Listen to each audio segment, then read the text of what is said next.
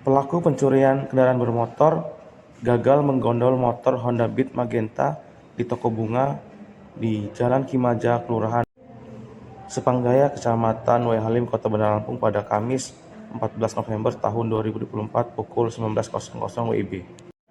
Yosi, pemilik toko bunga yang mengetahui kejadian tersebut, mengatakan pihaknya membenarkan bahwa kejadian tersebut di depan tokonya. Jadi pada saat kejadian tersebut, ia bersama teman-temannya sedang berada di dalam toko dan kaget melihat kejadian tersebut. Pada saat kejadian memang kondisi jalan sepi sehingga pelaku leluasa akan mengambil motor yang terparkir di depan tokonya tersebut. Pelaku ada 2 orang, satu pelaku sebagai eksekutor dan satu pelaku sebagai penjaga suasana saat kejadian tersebut. Pelaku gagal mencuri motor tersebut karena ada mobil yang menghalangi peristiwa tersebut, dan pelaku juga sempat mengacungkan dugaan senjata api ke arah pengemudi mobil, dan hingga akhirnya pelaku melarikan diri.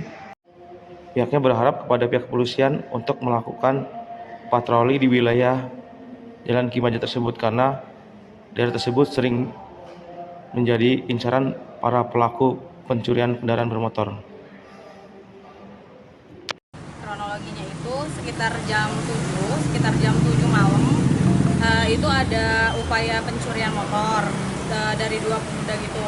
Awalnya tuh aku sama saudara aku kebetulan sepupu lagi ngobrol-ngobrol di dalam. Terus posisi motornya itu parkir pas di sini, parkir pas di parkiran. Terus si 2 pemuda ini dia udah ngintai dari situ, udah ngintai memang sebelumnya. Nah, jadi si salah satu dari pencuri ini dia coba untuk congkel motornya pakai kunci apa gitu ya, kayak cuman pakai tang gitu.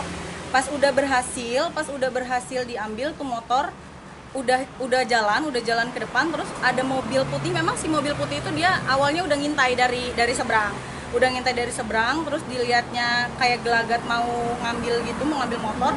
Pas udah berhasil langsung dicek mau antara maju, kalau maju dia ketumbur, kalau dia mundur dia gagap pasti.